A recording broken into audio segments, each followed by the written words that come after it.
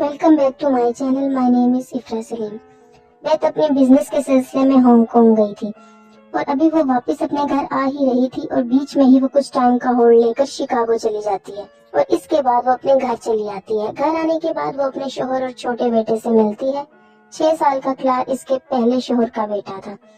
एक दिन अचानक बेथ बीमार हो जाती है। अगले दिन इसको सीजर्स आने लगते हैं और मिच इसे हॉस्पिटल लेकर जाता है। वहाँ इसकी डेथ हो जाती है। डॉक्टर्स को इसकी बीमारी की वजह समझ नहीं आती। पूरी दुनिया में लोग बीमार होते हुए नजर आने लगते हैं।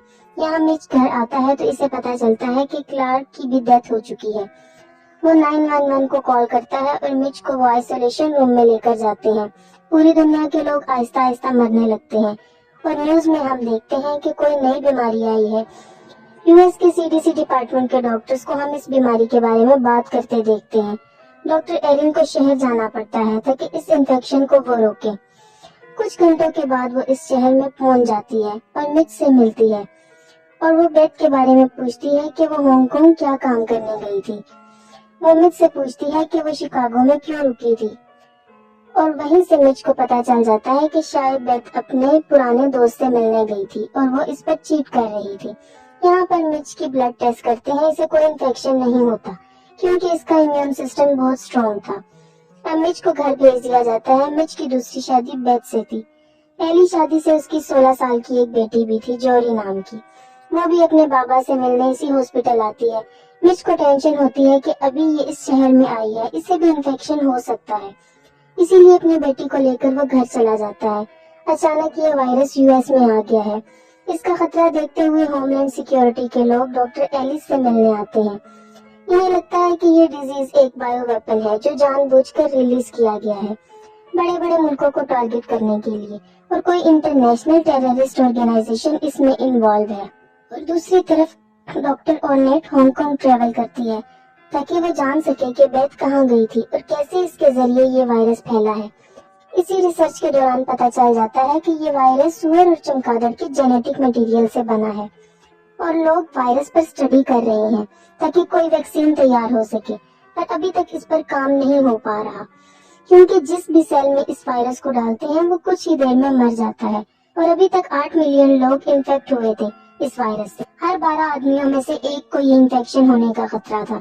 इनके बचने के चांसेस 25 से 30% ही थे। यहाँ पर इन्फेक्शन ज्यादा बढ़े ना, इसलिए गवर्नमेंट एक फैसला लेती है, जो भी इन्फेक्टेड सिटी है उनको पूरा आइसोलेट कर देती है, यानी कि कोई भी इस शहर से बाहर जा नहीं सकता।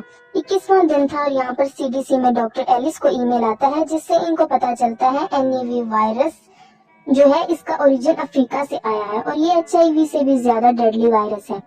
इनकी रिसर्च चल ही रही थी, अलग अलग सैंपल की वैक्सीन वो बना रहे थे और बंदरों के ऊपर टेस्ट कर रहे थे, मगर यहाँ पर इनको कामयाबी नहीं मिलती। ऑफिस, स्कूल, कॉलेजेस, एयरपोर्ट, रास्ते एक भी इंसान नहीं थे। सब लोग डर के मारे अपने घर में बैठ रहे थे। फाइनली 29वां दिन आता है जहाँ पर सीडीसी के लैब के डॉक्टर्स थे। इन्हें एक कामयाबी मिल जाती है। अभी भी इंसानों के ऊपर टेस्ट करना बाकी था। ये पूरी प्रोसेस काफी लंबी थी कि जो भी इन्फेक्टेड पेशेंट है इनकी पहले परमिशन लेनी होगी और फिर पेपर साइन करने होंगे।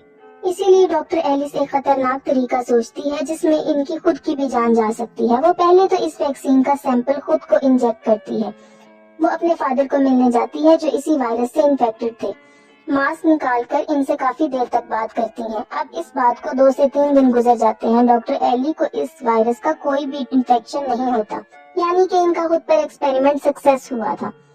यहाँ पर WHO और बाकी ऑर्गेनाइजेशन को ये डिक्लेयर कर दिया जाता है कि हमें वैक्सीन सक्सेसफुली मिल गई है और पूरी दुनिया में ये न्यूज इंटरनेशनल लेवल पर बता दी जाती है। वैक्सीन के प्रोडक्शन में काफी टाइम लग जाता है, इतने ज्यादा लोग होते हैं। इसी वजह से यूएस गवर्नमेंट एक लॉटरी सिस्टम निकालती है कि जिसका बर्थ डेट नंबर इसमें आएगा उसी को वो वैक्सीन मिलेगी और नेक्स्ट लॉटरी वापस 3 माह के बाद आएगी।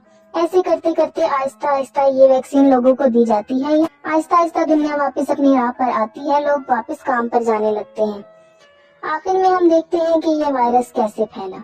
तो हांगकांग में एक बलडोजर एक दरख्त को गलती से तोड़ देता है जिसमें कुछ चमगादड़ डिस्टर्ब हो जाते हैं। फिर वहाँ से वो चमगादड़ केले के दरख्त पर जाकर बैठ जाते हैं और कुछ केलों को बाइट करते हैं। अब वहाँ से चमगादड़ एक पिग फॉर्म में जाते हैं और एक चमगादड़ केले को गिरा देता है।